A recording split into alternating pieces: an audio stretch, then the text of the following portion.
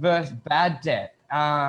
There's a lot of new things in the marketplace, which is allowing us to creep up debt, Afterpay, Zippy Pay, all these things. And it used to just be credit cards and car loans, but there's so many more things now out there. So it's more tempting. It's much more tempting because it's much more baiting than it's ever been. I had a client of mine walk into the office yesterday, and he was really excited that he purchased a mountain bike. He went in to spend $1,000 and walked out spending $3,500. What a good salesman. Let's see if that bike dealers are looking for a job. So I was really interested by the concept. I was like, right. And he goes, there's Zippy Money. And I said, Zippy Money? What's Zippy Money? He said, Zippy Money, Zippy Money. I said, is that like Afterpay? He said, yeah. I said, but I thought Afterpay, they only give you 3 months. He said, yes, you're correct. But he said, with this, I think it was 99 bikes that he went to. He said, with 99 bikes, he said, they have a special deal where they get 12 months interest free. So it's going to cost me a couple $100 a month. I've now got this cracker of a bike that I've collected immediately. Paperwork was pretty much not much at all, and deal done. So I went from a $1,000 transaction to almost a $4,000 transaction because of these genius companies like Afterpay and these genius companies like Zippy Money. Yeah, so let's go. So what's good debt, Mark, in your opinion? Well, not in your opinion. What's good debt and what's bad debt? Look, I think credit is fantastic. I think credit is fantastic. It's I think that society-wise, it's served us very well the last 50 years, since with mortgages and stuff like that. I accept that. But I think where people, and I think you can almost take the unlimited amount of debt if it's good debt, but you have to be very limited with the amount that you take of bad debt. And I think that when people fall into financial stress, and particularly the sector that we operate in, we do operate in a good debt sector. But a bad debt sector would be like, things that don't go up in value. Yeah. Good morning, Luke. Good morning, Angelo. Oi, Goots is on. How are you? Mr. Goots, Mr. Goots. Jeff, how are you? How are you guys? Talking about good debt versus bad debt. I'd love to get your ideas on this as well, guys. Who Amal, Luke, and all of you guys as well. But I'll tell you a great example. If you're willing to invest your time into what are good habits with money, Michael, you've popped a link in for being Warren Buffett. Becoming Warren Buffett. Warren Buffett, yes. Becoming Warren Buffett, it actually takes what we're talking about a next level, because when you start compounding bad debt or when you start compounding good debt, that's when you truly build wealth, or you truly put yourself into a corner, into a bad corner. So that could be like you have to pay that bike, as in the compounding bad debt. It's like you have to pay that bike, and then you want to go get a new car. You do that as there, and all these little things just keep adding up, because, and then you've got that negative compounding effect rather than what property can do. Right. So when a really good way to illustrate it for people to understand is depreciating asset and appreciating asset. Often the bad debt is the depreciating asset and the good debt is an appreciating asset. Yep. So the reality is that I bought a mountain bike for $4,000 on Zippy Money as an example. Okay. So this is the guy yesterday that popped in the office. So, I've bought a bike for $4,000. I'm paying $200 a month as an example. And guess what the bike's worth in a year's time when I finally have paid it off? Yeah, probably half. Lucky. I reckon that's if you're lucky. I reckon if that, so that is an example of really, really, but look, I get we've got to reward ourselves. We've got to have mental sanity. You know, you got to look after yourself. You got to have good. You got to keep your blood flowing through your veins. So sometimes you have to take on bad debt because I love a new car. You know what I mean? Or I love whatever I'm buying out there. But I think also a lot of people are a little bit more open to taking on that bad debt for the initial reward than buying an extra investment property when they can. They almost want to, like what we were saying before, like it's a sugar hit. Yeah, it's like that sugar hit where it's almost like if you've got your between 25 to 45, maybe your prime time to earn money, where you're youngest, you're healthiest, you've got the most hustle in you, you're grinding away. Like this is the time to be putting yourself basically under as much pressure and good debt as you can. Like, especially like the end of the day, if you're in that property game and you got that property ethos is the word we love to say, like, you've got to buy it now but you're not buying for now for that sugar hit, you're buying for 10, 20, 30 years. So if someone said to you that any property you buy this year is going to be worth 3 times the amount in 40 years, you're going to try and buy as much as you can, as much as the bank will give you. You'll work the extra hours to pay it off. It's just like, I think we're with how easy that bad debt is how accessible they're making it with Afterpay.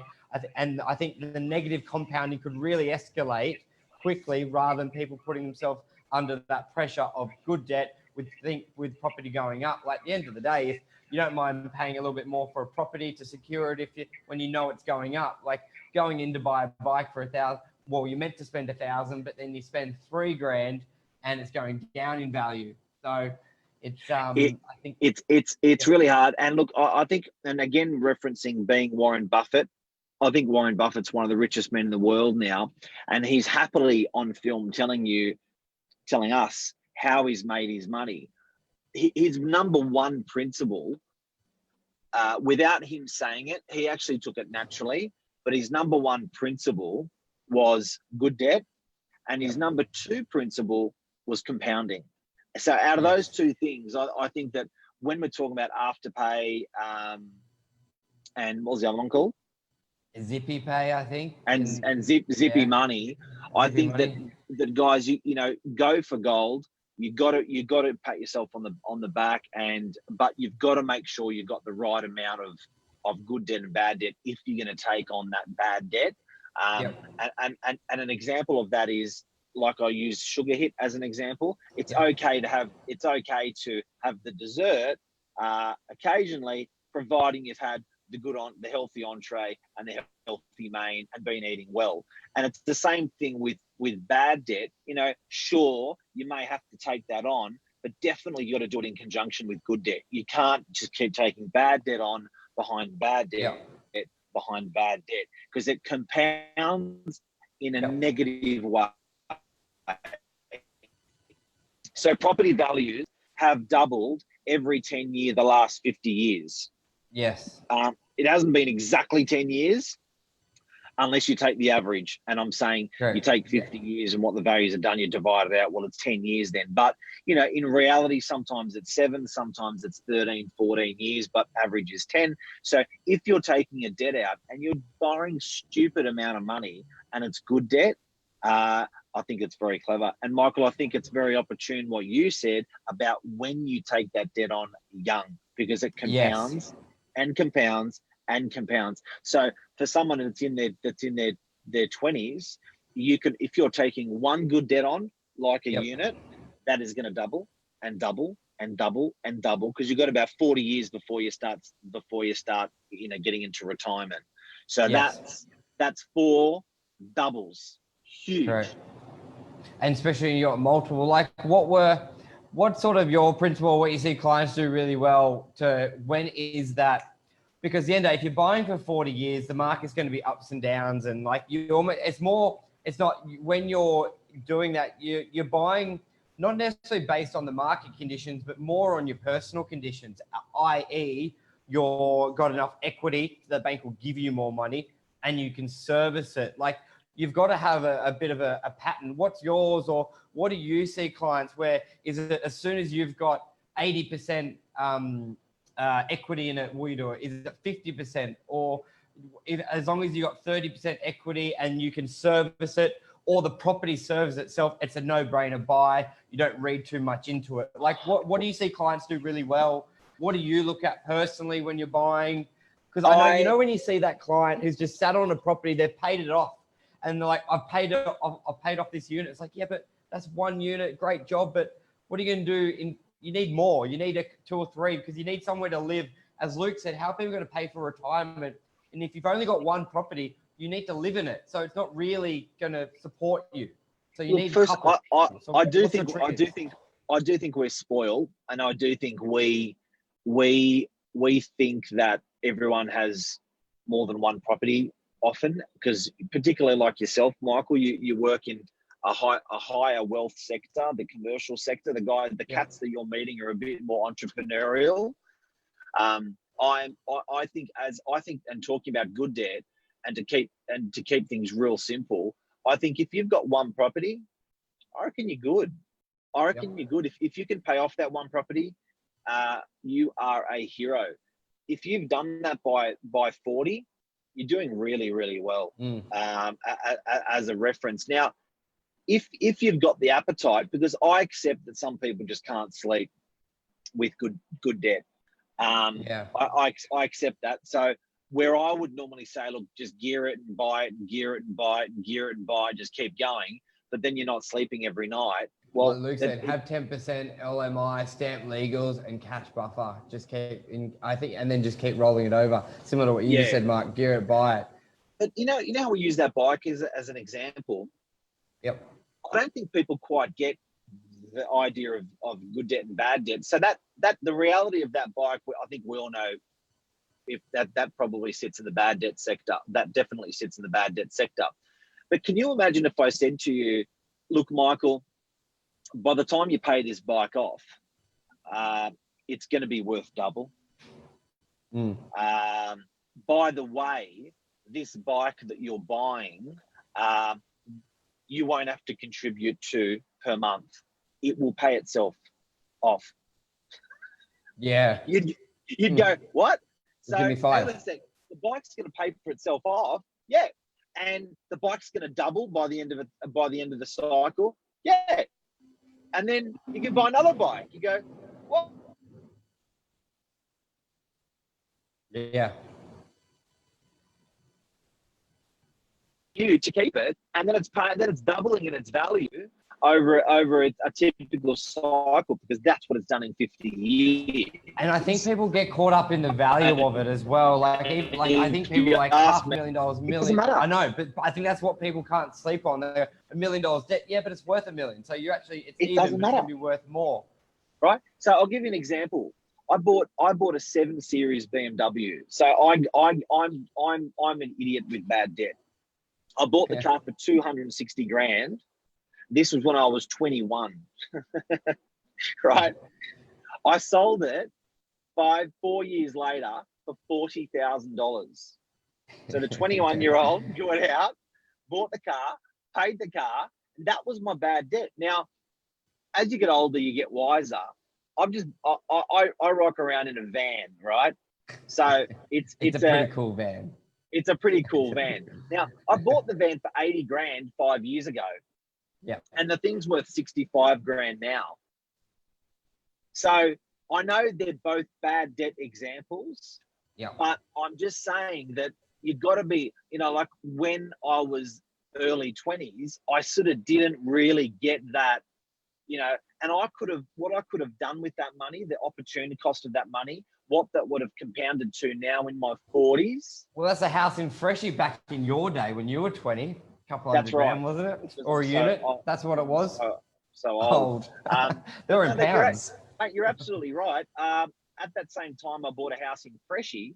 The house in Freshie I purchased for $510,000. Right? At the same time I bought so the car was half the value of a house in Freshie. That's like buying $1 million car today. It's just stupid. So bad debt. And I'm not coming from a point of, guys, I'm also, as in watching. I've done it myself with bad debt, and I Yeah. enjoyed the car. I don't have any regrets. I learned from that. There's a saying that if the first time's a lesson, the second time's a mistake. Correct. I did 3 of those cars, by the way. But anyway, Slow learner. yeah, bad debt, guys, big one.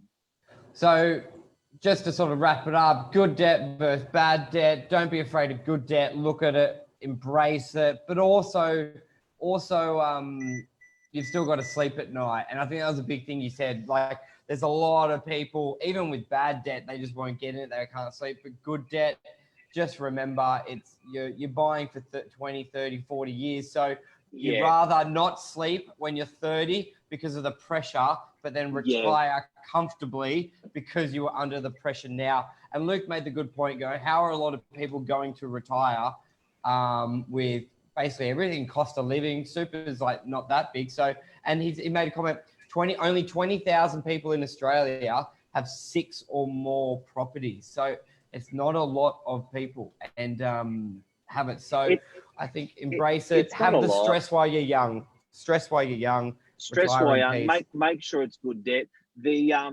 I think it's really important to keep that sanity as well. You're right. You know, like I think that, you know, you've got to reward yourself. But, you know, the most successful property investors that I see, they're not IQ intelligent, as in if you put them in and did an IQ test, they wouldn't really score well. But they do prioritize well. Yes, they do prioritize debt really well. So they will, you know, I know School of Economics, one of our clients, Theo, he will say, don't sleep on your money. And what he means by that is, you know, if you've got these investors, they've got the ability to live in any house in Sydney that they want. They can live in a $2 million house or a $5 million house. It doesn't change their world, but they believe they're sleeping on that money, that it's not working for them. As Warren Buffett would say, it's not compounding. So they're sleeping on the money, so they don't do it. Now that's a priority for people like that. They've just changed they're not like high IQ. They've just said, hang on a sec, this is not a priority. I'm gonna, you know, ratchet it down. Yep. Perfect. And it wasn't that house in Soldiers, was it, Mark? Was it Soldiers, Dad? The one you talked about, that you bought, the house you bought in Soldiers back in the day? 25 Palomar Parade, Freshwater. Oh, okay. No, I thought it was Soldiers, and then we just sold one for Soldiers. So that opportunity cost. Yeah, like Lisa's watching. Palomar Parade. Market value of Palomar Parade would be probably circa 2.2 now. She's a good suburb. I love it. Yeah, and you know, that was and it was positively geared from the day I bought it, because the house itself I rented for $580, and the granny flat that was on it I rented for $320. So I straight away was getting an 850 odd 900 odd rental return on a property that was 500K. Well, that's a really good point there. A lot of time when we're saying good debt as well, and the great thing about property, obviously we're biased for that to be your good debt, is most of the time when you think about debt, you think about it, it's going to cost you money, but it's going to be in the long term. A lot of property purchases at the moment, you can have that good debt, but it doesn't actually cost you money. So it's like the double win. You're buying something that it's going to be going up in 10, 20, 30, 40 years, but it's not costing you to own. Like, how amazing is that? Pro property. Good debt, you know, get into good debt, guys. Hopefully we helped someone today. Guys, yesterday we talked about tagging as the new word of mouth, and we would love if you've got any friends that are particularly good with good debt or particularly bad with bad debt. We'd love you to whack their name in there underneath, and that tags them. They'll automatically get to watch what we've got here. And we've got a Warren Buffett video in there as well. The Warren Buffett video's in there. Thank you. And yeah, hopefully help them. Look, honestly, I can't tell you how passionate I am about this topic. I can't tell you how passionate. if someone was to put their 18-year-old kid in front of me and said, teach them something, would be the 20 minutes that I'd talk with them about. Well, let's do that on Saturday. What would you tell 18-year-old Mark Novak from Mark Novak? Let's do that. Done. Done. All righty, guys, tune in for that. Thank you very much for watching. Thanks, Cheers. Michael, for your time, you legend. Thank you, everyone, for your time who's watching, and ciao. Legend. Bye.